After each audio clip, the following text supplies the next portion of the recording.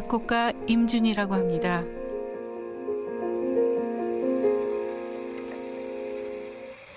전통 문화에 담긴 한국인의 삶과 얼을 선율로 표현하고 있죠.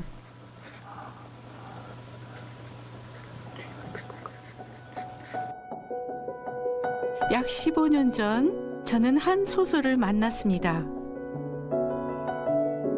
최명희 작가의 대하예술소설 혼불. 혼불과의 만남은 마치 오래전부터 준비된 운명처럼 느껴졌습니다. 혼불이라는 소설을 어떻게 접하게 되셨어요? 2003년에 그 세계 여성음악제가 있었는데요. 그때 작품을 위촉받았어요.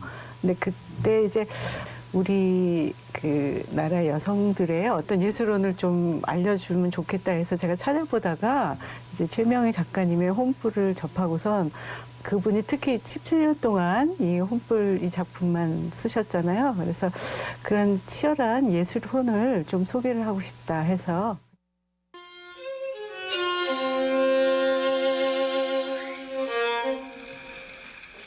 소설 혼불을 모티브로 한 제 작품들은 국내뿐 아니라 해외에서도 좋은 평판을 받았습니다. Hello everyone, my name is Chun Lim. The style will be like Korean contemporary music, like that. Some of you will know Korean, the famous Korean song like Gangnam Style. Do you know them? My style is a little bit different from that. So. 혼불에 담겨 있는 한국 여인들의 기다림과 인내, 한의 정서에 서양인들은 깊이 공감했습니다. 그 혼불에서 저한테 가장 감명 깊었던 부분은 우리 조선시대 여인들의 어떤 한이었어요. 한을 가지고 있으면서도 그 여인들이 꿋꿋하게 살아갔던 점, 그런 점들을 좀 음악으로 표현을 하고 싶었습니다. 쓰러져가는 가문을 지키려는 종부의 삶을 그린 소설 혼불. 그것은 저에게 예술가로서 새로운 지평을 열어주었습니다.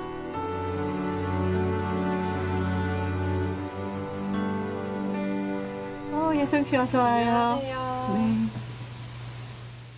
네. 저의 제자 라예송은 가야금 연주자이면서 촉망받는 작곡가입니다.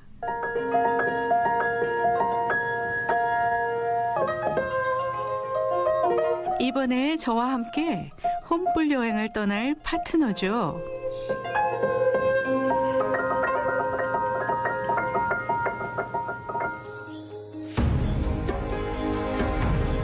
(15년) 전 혼불을 통해 만난 우리 옛 여인들의 사랑과 생애.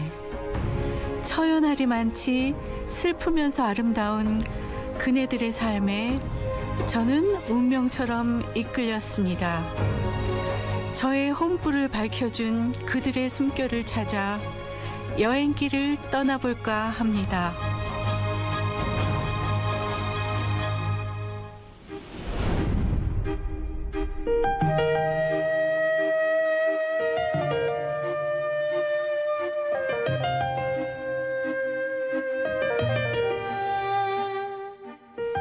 가을빛 순하게 내려앉은 오후, 그리운 이를 찾아가기엔 좋은 날씨입니다. 여기 소설을 보면은 처음 시작이 그다지 쾌청한 날씨는 아니었다. 거기다가 대숲에서는 제법 바람소리까지 일었다. 이렇게 얘기하는데 소설에 나오는 그 딱 계절이 이쯤이 아니었을까 그런 생각이 드네요. 여기가 그 강골마을 들어가는 입구라고 해요. 근데 이 강골마을에서 그 효원이랑 강모가 혼례를 올렸다고 해요. 강모가 아마 이제 그 신랑으로 혼례를 치르기 위해서 이쪽 길을 갔을 것 같은데 그때 심정이 참 설레기도 하면서 두렵기도 하면서 굉장히 착잡한 심정이었을 것 같아요. 등량만과 오봉산 자락에 위치한 아늑하고 평화로운 보성 강골 마을. 땅의 성품을 닮아 사람들의 심성도 온화합니다. 어르신이 우리 이 마을에 대해서 조금 설명해 주실 수 있으세요?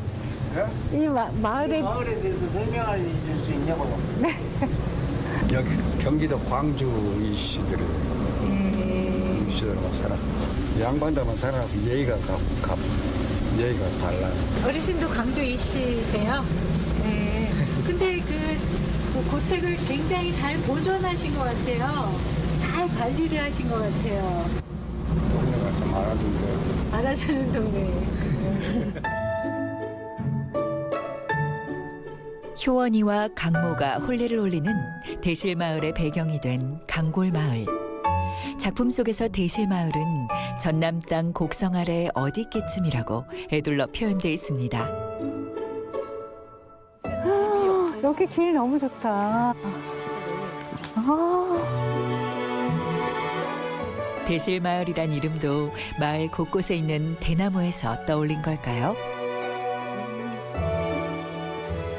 대나무가 굉장히 많네요. 네, 진짜. 대나무가 먼저 객을 맞이하는 곳. 이 동네에선 바람 소리마저 예사롭지 않습니다.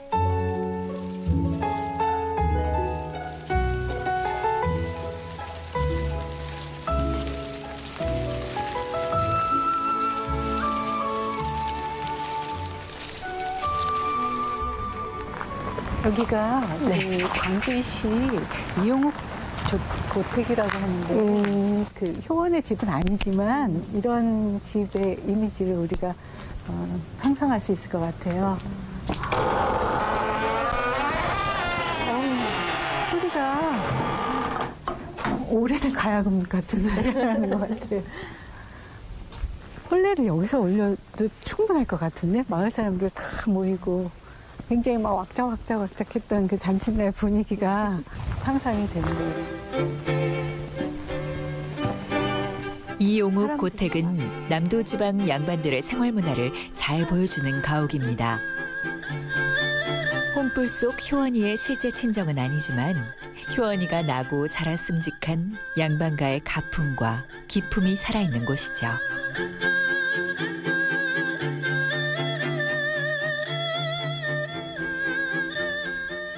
아마 이 부분은 여인들의 공간이었던 것 같아요. 그렇죠?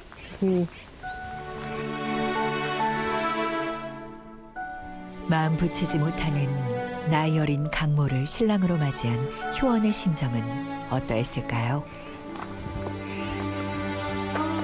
굉장히 오래된 것 같은데. 흘러나오는 탄식과 한숨은 가슴속 깊은 우물에 묻어두어야 했습니다. 자신의 행복보다는 가문과 집안을 먼저 두어야 했던 것이 우리 여인들의 삶이었으니까요. 아, 여기가 지금 별채인 것 같아요. 강모랑 효원이가 여기서 이제 첫날 밤을 보내는데 강모는 자기가 좋아하는 사람이 강실인데 어쩔 수 없이 이제 여기까지 와서 혼례를 치르고 그러고 나서 여기서 이제 첫날 밤을 보내는데 첫날 밤을 보낼 수 있는 마음 준비가 하나도 안 돼 있던 것 같고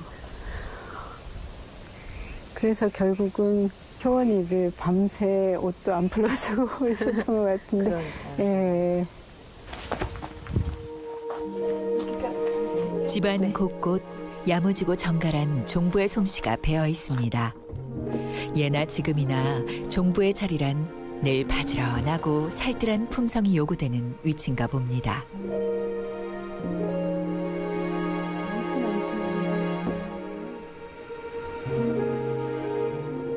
이게 지금 안채인데 안채에 여인들이 살았던 그런 공간인데 이 속에서 이제 그 효원이 어떤 생각을 했는지 그런 것들이 가슴에 와닿는 것 같고 이것도 지금 전부 대나무로 돼 있잖아요. 네.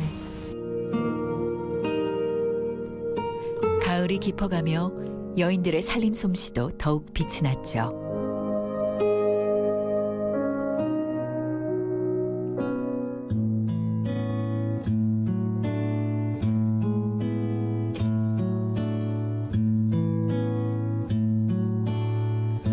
용우꽃의 깊숙한 뒤편에는 비밀스러운 공간이 있습니다. 마치 자연의 일부인 듯 아늑하게 자리 잡은 열화정. 열화정은 조선시대 남성들이 풍류를 즐기던 공간이었습니다. 대나무에 둘러싸인 자연 속에서 시심과 흥추는 더욱 살아났습니다. 대실의 사람들은 태어나면서부터 이 대숲에서 일고 있는 바람에 귀가 젖어 그 소리만으로도 날씨를 분별할 수 있을 정도였다. 뿐만 아니라 그것들이 하고 있는 이야기와 몸짓까지라도 얼마든지 눈치챌 수 있기도 하였다. 그저 저희끼리 손을 비비며 놀고 있는 자잘하고 맑은 소리, 어디 먼 타지에서 불어와 그대로 지나가는 낯선 소리, 그리고 달도 없는 깊은 밤 제 몸속의 정막을 퉁소 삼아 불어내는 한숨 소리, 그 소리에 섞여 별의 무리가 우수수 대밭에 떨어지는 소리까지라도 얼마든지 드러낼 수가 있었다. 제 몸을 퉁소 삼아서 불어내는 한숨 소리라는 그 부분이 굉장히 멋지고 음악적인 것 같아요. 선생님. 맞아요. 네. 그래서 그 내 작품 그 혼불에서도 대나무를 가지고 대금을 만들어서 불어도 그리움이 가시지 않고, 또 그것으로 화살을 만들어서 불어도 쏜살같이 날아가 버리고, 그래서 결국은 붓을 만들어서 그리움을 그린다. 그런 뜻을 소재로 내가 그 혼불이를 썼거든요. 여인네의 대쪽 같은 절개는 곧 하늘로 향한 그리움이었죠.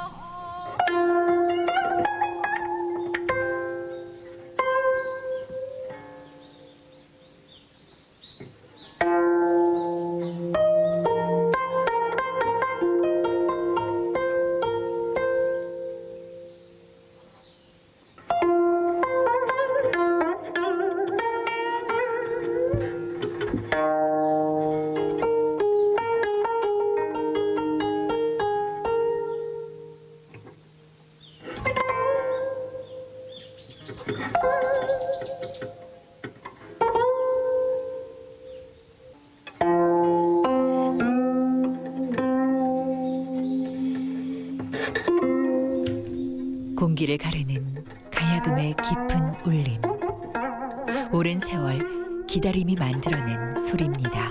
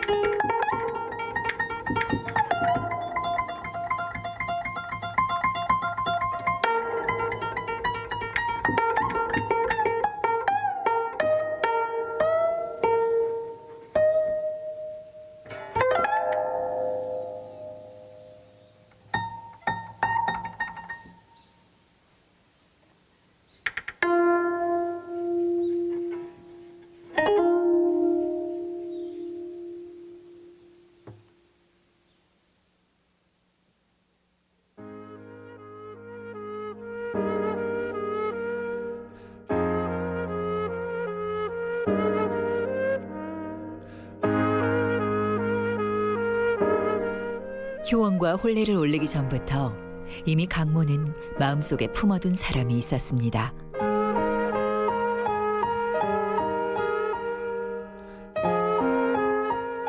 허나 그것은 바라만 봐야 할 뿐 결코 꺾어서는 안 되는 꽃 같은 존재였습니다.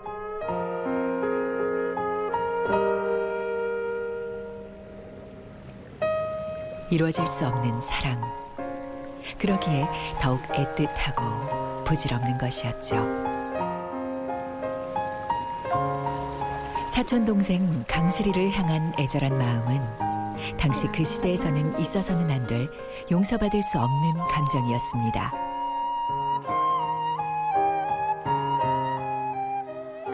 소설에서 어떤 부분이 가장 애달픈 그런 느낌을 받으셨어요?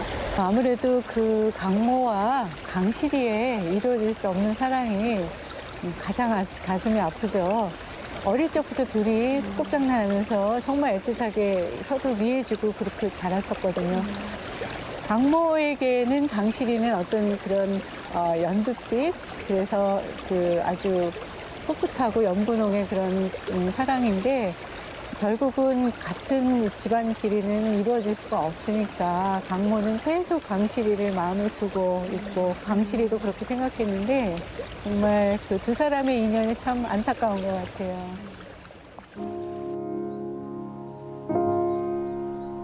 붙잡아 둘 수 없는 연모의 정. 그것은 강모를 정처 없이 떠돌게 했습니다.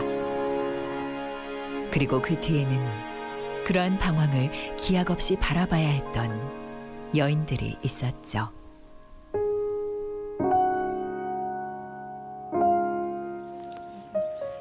홍불 보면은 많은 여인들이 나오잖아요. 네. 이루지 못한 사랑을 그리워한 여인도 있고, 정절을 지키기 위해서 뭐 자살한 여인도 있고, 그 집안에 계속 남아있는 여인도 있고, 그래서 참 옛날 여인들은 많이 힘들었던 것 같아요.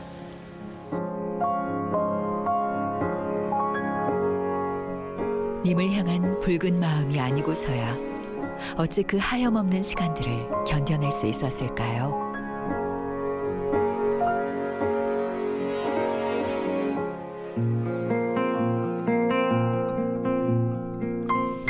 남원 매안마을을 떠나 전주로 유학 온 강모는 한병로 근처에서 하숙을 합니다.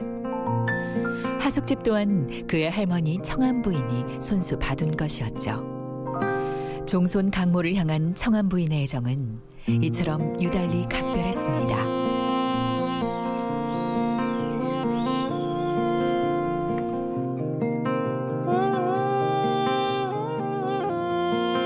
한병루는 호남의 명승지로 알려져 예로부터 시인 묵객들의 발길이 끊이지 않았던 곳입니다. 옥처럼 푸른 물이 떨어지는 풍경을 보며 사람들은 귀를 적시고 풍류를 즐겼습니다.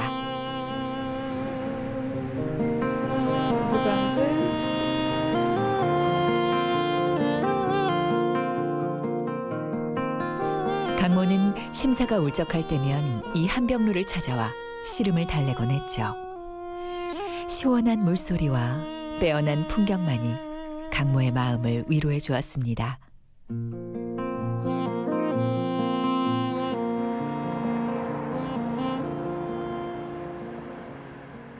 여기가 한병루라는 곳인데 전주 8경 중에 하나래요.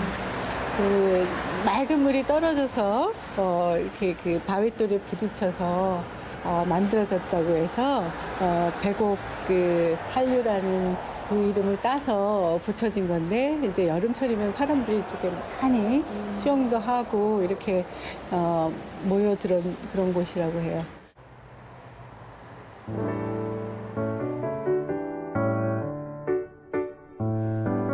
50년 전만 하더라도 여름철 한병로에는 물놀이하는 사람들로 왁자했습니다. 이제 이곳에서 물놀이하는 풍경은 볼 수 없으나 그 차갑고 푸른 기운만은 여전합니다. 소설 혼불의 시대적 배경은 1900년대 초반 일제 강점기.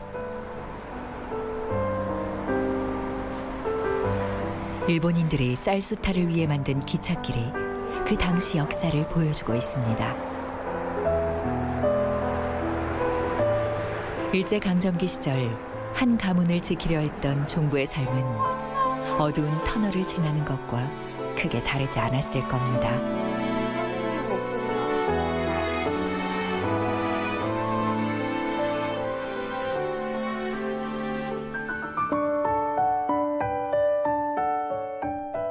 다가동은 강모가 학교를 졸업한 뒤 살았던 곳입니다. 오육기라는 거리의 여인을 만나 잠시 살림을 차린 곳이기도 하죠.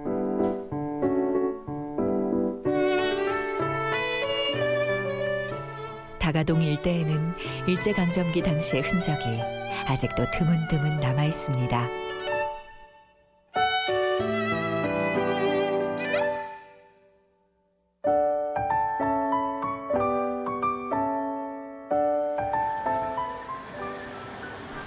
이 거리에는 일제강점기 시대의 문화를 잘 보여주는 건물이 한 채 있는데요.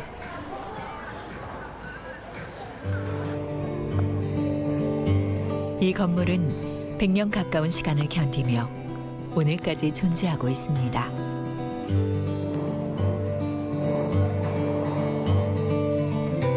건물은 시대에 따라 변하면서 용도와 쓰임새를 달리하지만 사람의 기억은 그렇지 않은 건가 봅니다.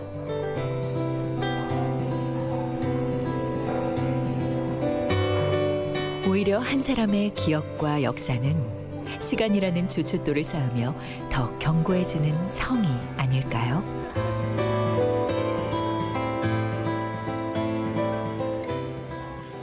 여기가 원래 그 일제 강점기 때 아마 그 곡물 창고로 쓰였다고 해요. 또 술 창고. 근데 이제 이 동네가 그때 이제 일본 사람들이 그 부유한 사람들이 많이 살았는데 아마 그 다른 지역은 지금 다 이렇게 막 초가집이고 이랬는데 여기는 굉장히 이렇게 큰 규모로 봐서 일제 때 얼마나 이제 일본인들이 잘 살았는지 하는 그런 것을 볼 수가 있는 것 같고 뭔가 제가 다른 곳에 와 있는 것 같은 그런 생각이 들어요. 소설 속에서 이제 강모가 오유기를 만나고 이렇게 살던 그런 곳을 표현한 그 장소인 것 같은데 사실 소설인데도 정말 있었을 것 같은, 있었을 법한 그런 인물들의 느낌이 나는 그런 것 같아요. 이 건물에 들어오니까 더 그런 느낌이 나는 것 같아요.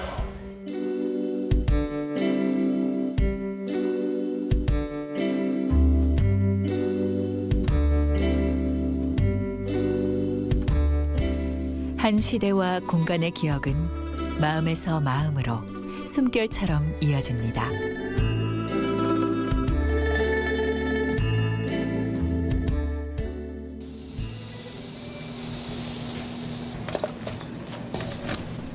그리고 때로 이 기억은 맛으로 이어지기도 하죠. 돌솥밥의 명인 임복주 씨는 어머니가 해준 그 맛을 아직도 잘 기억하고 있습니다.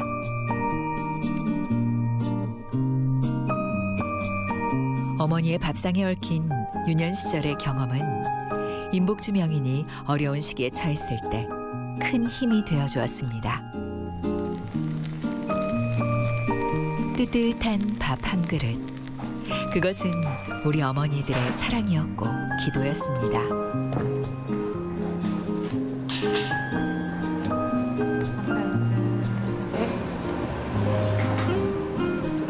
가족들을 먹이고 보살피는 음식을 준비하는 일이야말로 여인네의 품과 정성을 많이 필요로 한 일이었습니다. 예술 작품인데 어떻게 해서 이 돌솥밥을 개발하시게 되셨어요? 맨 처음에 내가 지금 70인데 그때가 초등학교 다니기 전이었을 거예요. 어렸을 때. 근데 보리밥만 먹는데 우리 친정 엄마가 참 효부였어. 네. 그래서 할머니를 드린다고 어디서 쌀을 감춰놨다가 갖고 오셨는지 한 주먹씩 이렇게 시쳐갖고 그러면 담궈.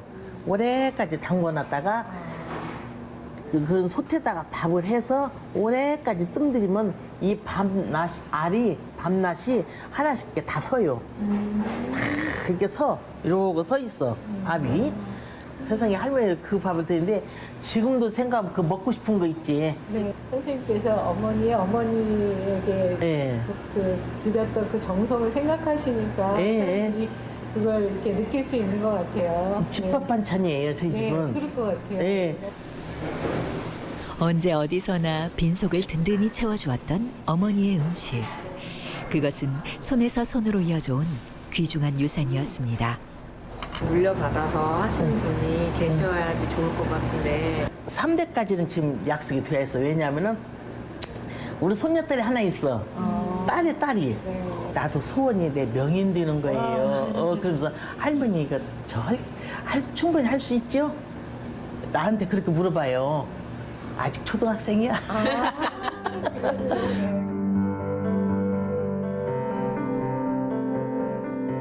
대를 이은 손맛은 또 그렇게 이어져 갑니다.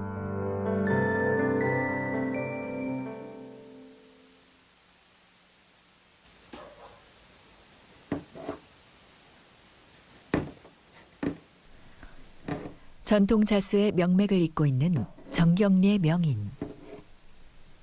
옹이 박힌 그녀의 손끝은 전통에 대한 자부심으로 단단합니다. 규방치루라는 말도 있듯 자수와 침선은 옛 여인네의 생활에서 빼놓을 수 없는 일과이자 취미였습니다. 선생님, 여기 자수가 너무 아름다운데요. 네. 지금 이건 어떤 작업하고 계시는 중이신가요? 이거 길상도 병풍이라고 옛날에 그 풍년들기 위해서 임금님 행사 때 뒤 배경에 쳐놓는 길상도 병풍이에요. 태평성대를 하기 위해서 만들어 놓은 그 병풍. 손끝으로 이어오는 옛 여인네들의 정성. 한 땀 한 땀 오롯이 새긴 그 마음은 그 어떤 비단에도 견줄 수 없는 곱디 고운 빛깔이었죠.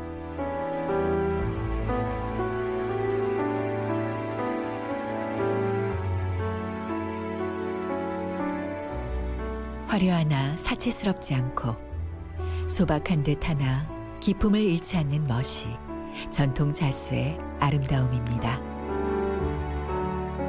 홈불에 보면은요, 그 효원이 주인공이 동생 용원이에게 이제 그 자수를 같이 놓는 장면이 있는데 금실은 옛날에는 너무 화려하고 사치스러워서 금실을 쓰면은 재산을 탕진한다 뭐 이런 얘기가 있다는데 그런 얘기가 있었나요? 그것은 금실은 금을 갈아서 실을 만들었대요. 그래서 궁에서만 써요. 그건 이런 밖에서 민수에서 쓰지는 않고요. 금실 쓰는 것은 궁에서만 쓰고 있었어요.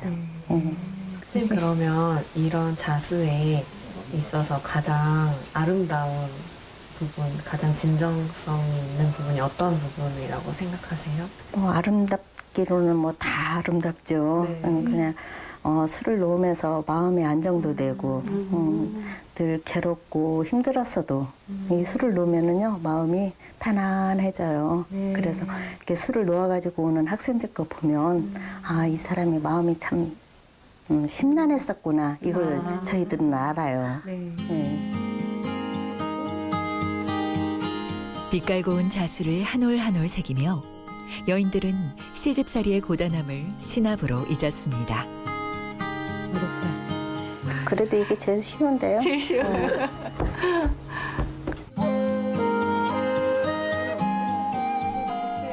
오랜 시간 배우고 익힌 자수이기에 실 한 올에 담긴 시간과 노력의 무게를 가벼이 할 수 없었죠. 어쩌면 명인이란 이름은 오랜 세월 촘촘히 시간으로 기운 무겁고 영광스런 이름 아닐까요?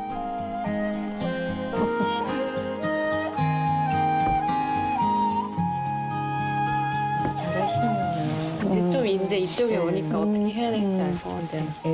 소질이 있죠.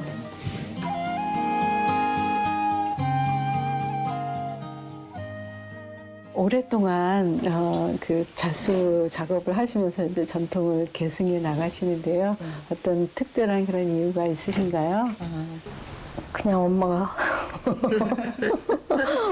너가 소질 있은 게 한번 해봐라 해서 했던 것이 이 길로 온 거예요. 저희 엄마께서 문화재 선생님이셨어요. 자수에 대해서. 그래서 제가 이수를 했고 저도 제자들을 많이 키워놓고 가야 될 것 같아서 제가 아는 것은 다 알려주고 가고 싶은 마음이에요. 그래서 하고 있어요. 어머님한테 전수받았다고 하셨죠? 네네. 생각도 많이 나실 것 같아요. 그 말을 하면 안 되죠. 엄마는 항상 보고 싶어요. 갈수록 보고 싶어요. 처음에는 그냥 몰랐어요. 근데 해가 갈수록 엄마가 더 그립고 엄마가 계셨으면 이거 어떻게 하라고 빨리 알려줄 텐데 그런 생각 때문에 매번 그리워요. 엄마는.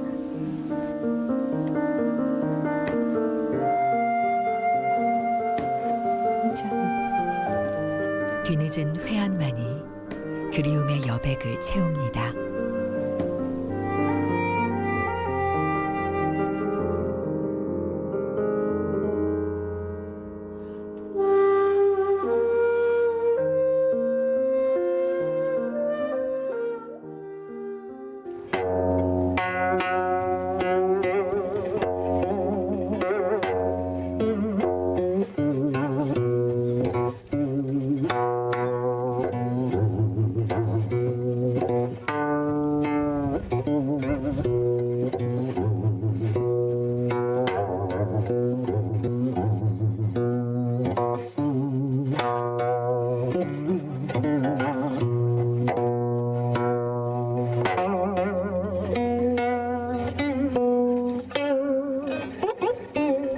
시간이 흘러도 끝내 변하지 않는 가치.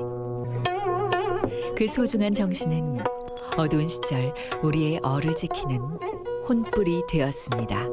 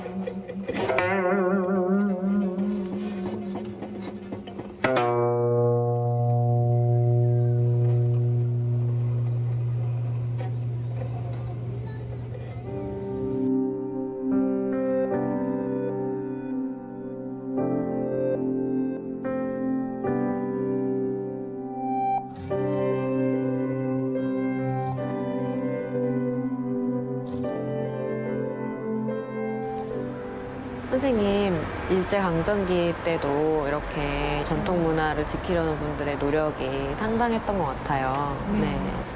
아마 그런 분들의 노력이 있었기 때문에 혼불과 같은 작품도 이렇게 우리에게까지 전해 내려왔던 것 같아요. 네. 선생님의 그런 음악적인 작업도 그런 것의 일환이지 않을까 그런 생각이 드네요. 네. 예성 씨 같이 젊은 작곡가들도 이제 가야금 연주도 하고 또 새로운 작품도 만들면서 그런 혼불로부터 영감을 받아서 이렇게 계승하고 이런 것이 굉장히 중요한 일인 것 같아요.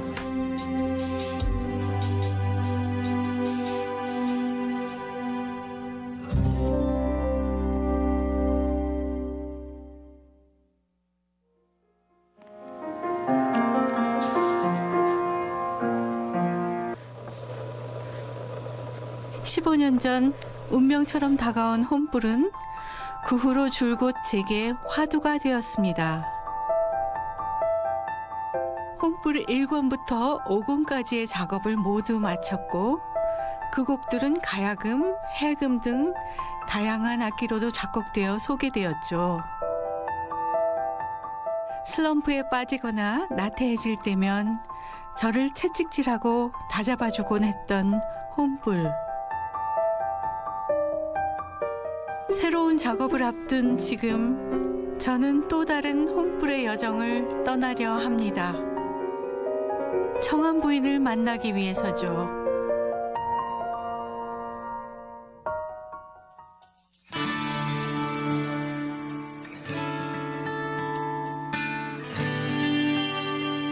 소설 혼불의 배경이 된 남원시 삼해면 노북마을, 작품 속 매안마을입니다.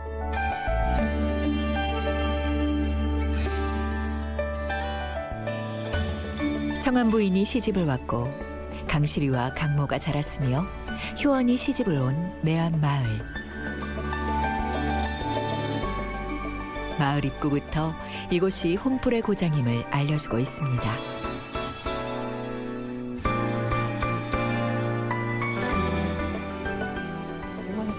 자그마해요.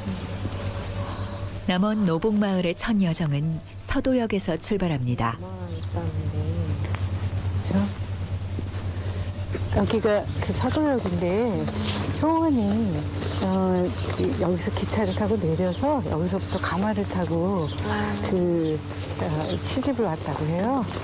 그리고 이제 강모가 전주에 유학 갔을 때 이제 거기서 기차를 타고 여기서 내려서 항상 그 할머니 그 성안 부인을 만나러 갔다고 하고 그런 장소인 것 같아요.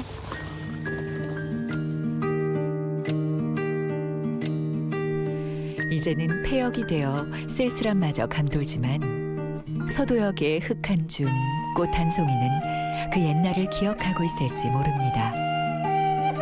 이곳을 거쳐간 수많은 사람들의 이야기를 말이죠.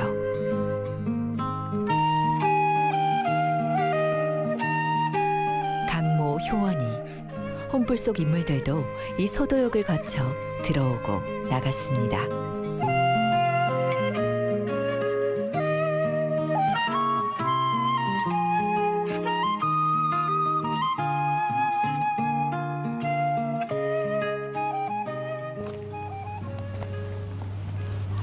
선생님 이렇게 평행으로 뻗은 이렇게 기찻길을 걸으니까 그 강모와 강실이의 그런 이루어질 수 없는 인연의 그런 생각이 나네요.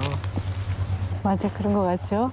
기찻길은 서로 만나면 사고가 나니까 정말 가슴 아픈 사랑이죠.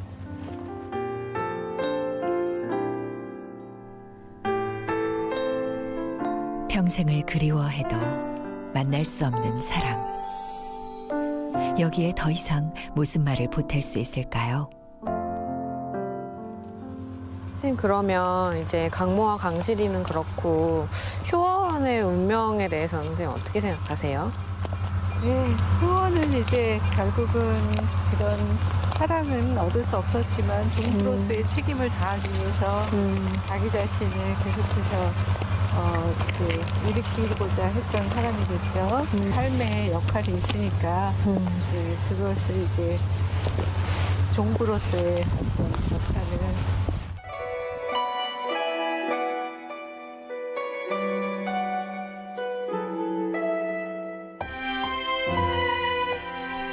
종부라는 말에 담긴 무게는 그 어떤 것과도 비교하기 어려운 것이었습니다.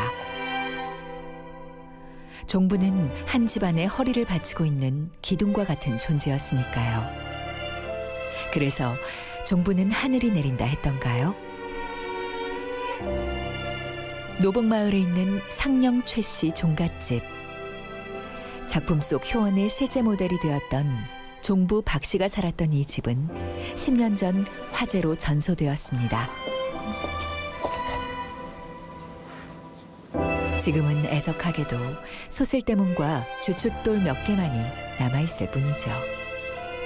여기가 불에 타서 소실되었다는 게 정말 너무 아쉬운 것 같아요, 선생님. 진짜 안타깝죠. 네, 안에 정말 들어가 보면. 우리가 좀 볼 수 있었으면 좋았을 텐데. 네.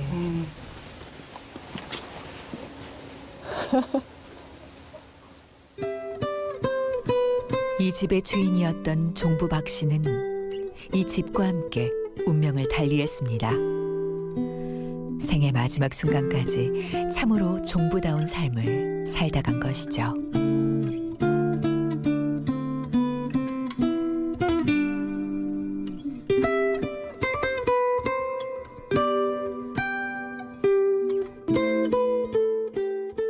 효원이 이제 솔레를 올리고 이쪽으로 신행을 와서 이 집에 들어오기 전에 이제 어머니께서 그런 얘기를 했다고 해요. 그 소술대문을 절대로 쳐다보지 말고 들어가라. 사람들이 소술대문을 이렇게 쳐다보게 되면 굉장히 뻣뻣해 보이고 거만해 보이잖아요. 그래서 조신하게 이렇게 조심해서 항상 생활을 하라. 그런 얘기를 했던 것 같아요.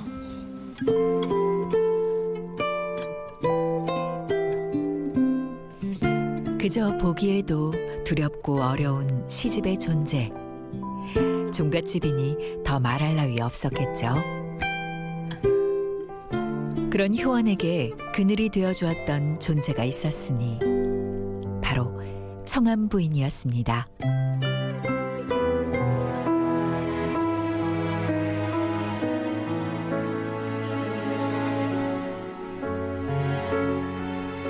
청암 부인은 가뭄에 고생하는 매암마을 검언골 사람들을 위해 용단을 내립니다. 바로 청호 저수지를 개간한 것인데요. 저수지가 생긴 후 마을 사람들은 풍족하게 농사를 지을 수 있게 되었죠.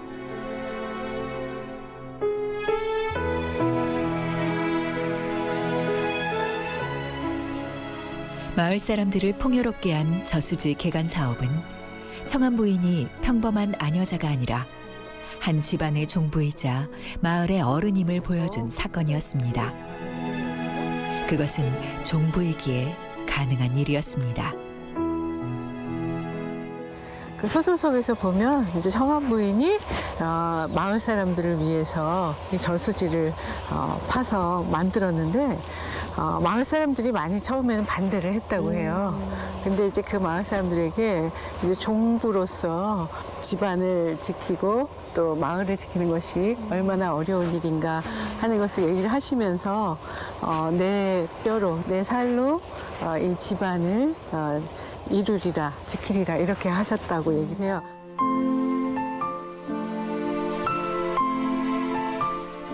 열아홉의 청상과부의 몸으로 종부가 된 청암 부인. 80평생 그녀가 일으켜 세우고 지킨 것은 그의 집안이었고 우리 민족의 혼이었습니다.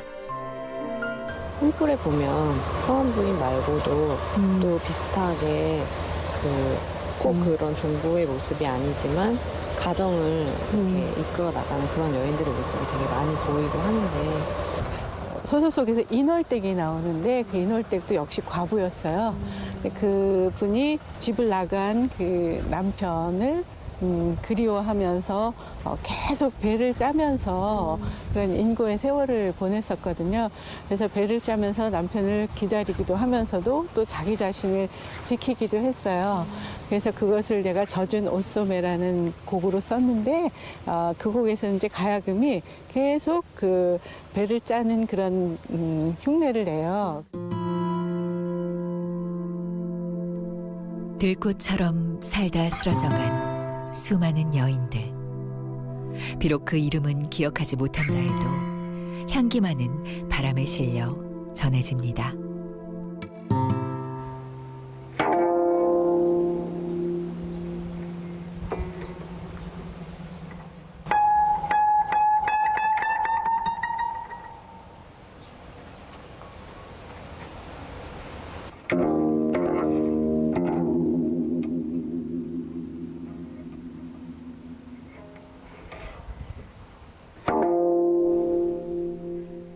단아한 가야금 선율을 들으며 혼불 속 여인들의 생애를 떠올려 봅니다. 깊은 슬픔이 배인 선율에 잠시 마음이 젖습니다.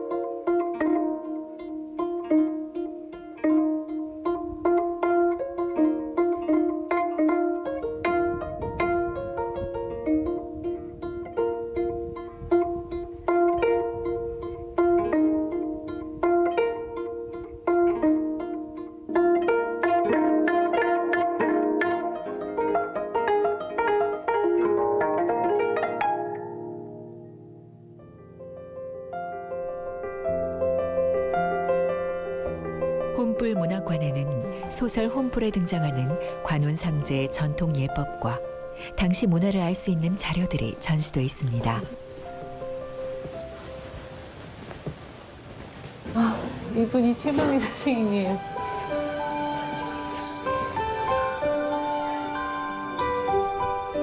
최명희 작가가 사용했던 필기구와 혼불을 집필하면서 취재했던 자료들이 그녀의 흔적을 보여주고 있습니다. 여기 이 사진 보면 국어 선생님으로서 학생들을 가르쳤던 때 사진인 것 같아요. 글을 쓰는 일이 마치 손가락으로 바위를 뚫는 것 같다며 글 쓰는 고통을 이야기했던 최명희 작가. 그녀의 집념과 예술혼이 17년의 대작 혼불을 만들어냈습니다. 소설에 전념하시기 위해서 그 교직을 내려놓으시고 17년 동안 혼불에 전념을 하셨다고 하네요. 요즘 상상이 안 돼요, 아직 저는. 글을 썼다 하면 두문불출. 바깥 출입도 삼가고 오직 글쓰기에 매달렸던 최명희 작가. 사람들은 그런 그녀를 두고 그녀가 살던 아파트의 이름을 따 성보암 최보살이라 부르기도 했죠. 봄이면 진달래꽃 내려난 연분홍 꽃가지를 곱게 꺾어다가 강물이면 들판에 출렁이며 황금 벼여문 표지를 베어다가 글 하나하나를 정말 이렇게 그 혼을 담아서 쓰신 것 같아서 정말 감회가 새롭고요. 최명희 선생님처럼 거기에 맞는 음을 고르기 위해서 저도 사실은 몇 날 며칠 고민하고 그 음을 찾게 되면 다시 작곡을 진행하고 이런 식으로 진행을 했었죠. 그래서 제가 이것을 계속해서 쓰는 이유는 그런 이유도 있어요. 제가 게을러지지 않고 예술가로서 다시 항상 깨어 있어야 되는 그런 것을 일깨워주는 그런 작품으로서 저에게 굉장히 커다란 그 의미를 주기 때문에 어려운 만큼 보람도 있는 것 같아요.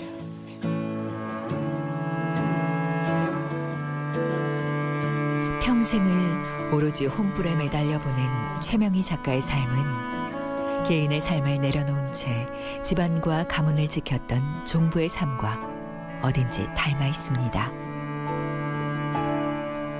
이제 혼불 여행 마지막 여정에 다다랐습니다. 선생님 그럼 이제 1번부터 5번까지의 작품이 이제 다 나오고 선생님 지금 6번 준비 중이신 거죠? 네. 선생님 어떻게 6번은 작업이 진행되고 있으세요? 앞으로 내가 정말 하고 싶은 거는 이 작품이 이 소설이지만 이것이 음악 또 미술 이런 다른 장르로도 쭉 뻗어나갔으면 좋겠고 특히 이 소설 속의 인물들 청안부인이나 이기채 또 강모, 강실, 효원 이런 사람들이 인물이 정말 너무 생생하거든요. 그래서 이런 생생한 인물들을 살려서 뮤지컬이나 오페라나 그 창극 이런 걸로 만들고 싶어요. 특히 이제 오페라로 만들게 되면 이것을 세계 속으로 뻗어나갈 수 있을 것 같고 그것이 바로 또 최명희 선생님이 일생을 거쳐서 썼던 이런 혼불을 그 뜻을 기리는 그런 의미가 아닐까 생각이 들어요. 저도 오늘 여기 와서 이렇게 그 17년 동안의 어떤 한 작품에 몰입해서 작업하신 그런 것들 보면서 되게 감명 깊었고 또 더불어서 선생님도 지금 혼불 15년째 작업 중이시잖아요. 그래서 선생님 앞으로 계속 10번까지 혼불을 쓰실 수 있도록 네, 저도 옆에서 많이 도와드리겠습니다. 네.